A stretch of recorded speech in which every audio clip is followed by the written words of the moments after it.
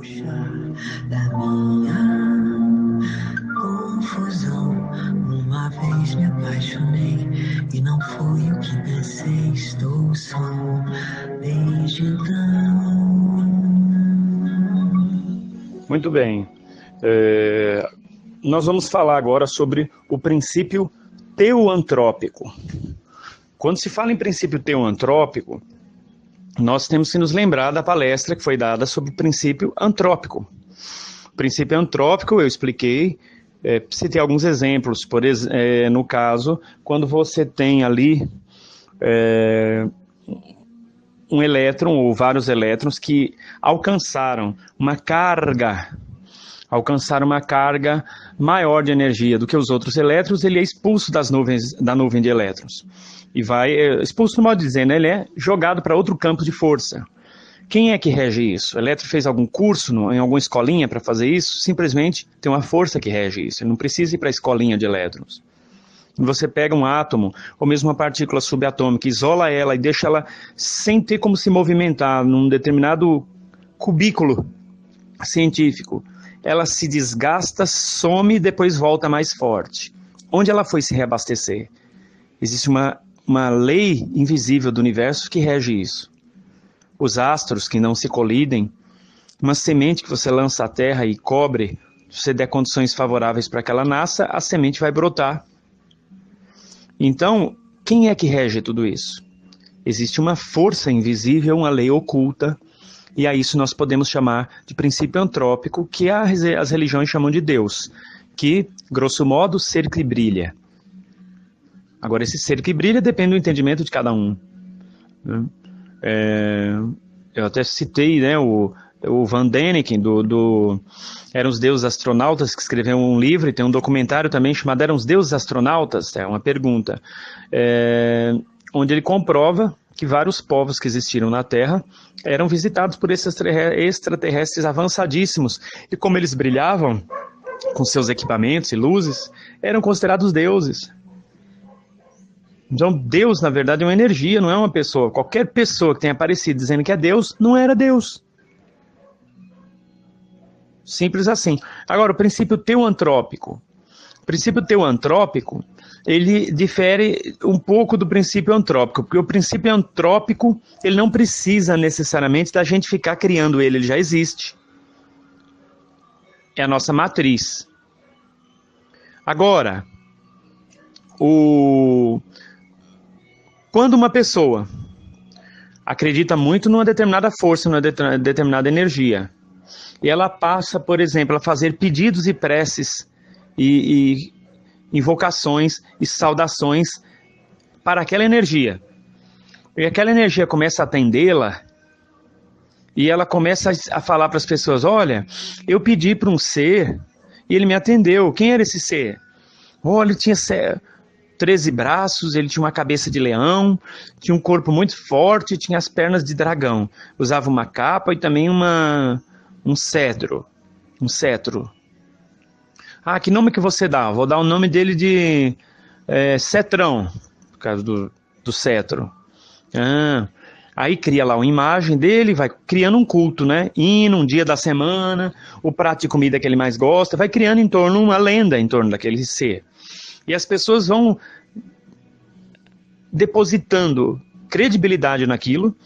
Inevitavelmente, ao fazer isso, elas estão emitindo a energia delas, eletromagnéticas delas, para aquela ideia. Aquilo se torna uma ideia primordial, portanto um arquétipo. Consequentemente, desenvolve-se imagens e símbolos. E aquilo ali vai ficando forte. E a força daquele arquétipo vai ganhando corpo energético, a ponto de conseguir fortalecer os pedidos daqueles que o procuram. E, consequentemente, os pedidos vão ser atendidos, os livramentos vão acontecer, as curas vão serem realizadas, e cria-se em torno daquilo um culto e, a partir daí, um Deus. Assim que se fabrica um Deus. Isso é o que nós podemos chamar de princípio teoantrópico. Então, ao longo da história, a humanidade fez muito isso. Criou deuses. Enquanto eles eram cultuados, enquanto ideia primordial, enquanto arquétipo, eles iam se nutrindo daquelas energias, eles captavam as formas, pensamentos daquelas pessoas e conspiravam em favor da realização daquilo, numa simbiose de energias constante, como um consórcio, um ajudando o outro. Então, na medida que você passa a acreditar, por exemplo, num ser, e você passa a chamar ele de Deus, e você consegue adeptos para cultuar aquele ser também, você está fortalecendo aquele arquétipo, que vai virar uma egrégora, tipo uma grande esfera, uma massa de energia, que passa a ter vida própria. É uma subinteligência artificial, mas muito poderosa. E aí, consequentemente, seres espirituais começam a se aproximar daquela egrégora, por afinidade.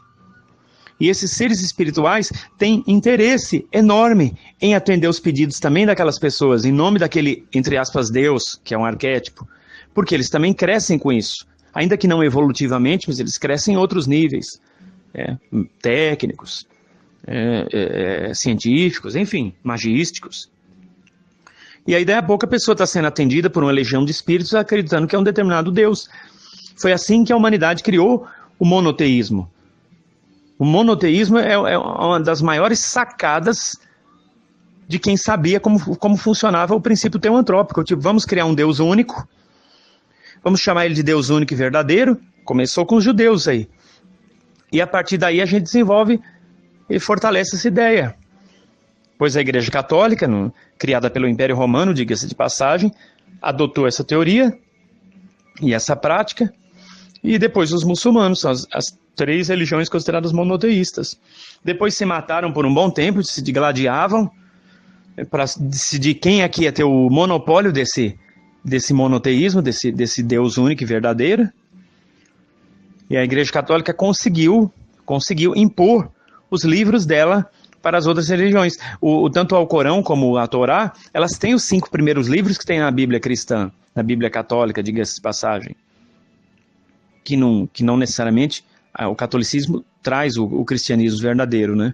Mas é considerado também a Bíblia católica, né? que foi o Império Romano ao instituir o catolicismo, com o tempo precisava de um livro único também e desenvolveu a chamada Bíblia, que eles chamam de Sagrada. Então olha só, aí a partir daí, né, surgiram essas religiões monoteístas, a partir do judaísmo, depois do catolicismo, o islamismo, se digladiaram em guerras, entre aspas, santas, por muitos séculos. A Igreja Católica conseguiu, de certa forma, submeter o islamismo e o judaísmo a um consenso. Tipo, olha, os 5 primeiros livros são esses.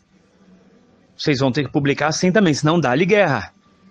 Aí entrou para a história como, era disputa territorial, é que eles queriam expulsar os mouros de não sei onde para tomar as terras. Eles queriam, eles queriam, na verdade, impor o consenso religioso. Já que a Igreja Católica não conseguiu destruir os judeus e os islamistas, então eles que sigam a nossa cartilha e dancem a nossa música. Pega os 5 primeiros livros da Torá, os 5 primeiros livros do Alcorão, os 5 primeiros livros da Bíblia cristã. Não difere quase nada. E eram livros que tinham informações diferentes, mas a Igreja Católica impôs, vai ser assim, os capítulos são esses, os versículos são esses. E aí, em nome da paz, realizaram isso aí. Então, o monoteísmo é um dos maiores ataques à liberdade de consciência religiosa e espiritual das pessoas. Porque não existe um Deus único. Deus, ele tem os seus subcompartimentos, é uma energia multifacetada, que se manifesta das mais diversas formas. E existe, né, o princípio teoantrópico, que são essas massas energéticas, essas egrégoras criadas pela mente coletiva das pessoas, às quais eles também dão o nome de Deus. Então é isso. Não é difícil entender. Agora, você está dizendo para as pessoas não adorarem nada e não seguir? Não estou dizendo. Estou dizendo que é importante elas saberem como é que as coisas funcionam. Cada um segue o caminho que quiser, acredita no que quiser. Que Deus abençoe a todos. João Otaviano afirma que os testes começaram em setembro. Então, é isso aí, meus amigos. Vamos manter o foco aí e buscar Deus dentro de nós, porque é lá que Deus está.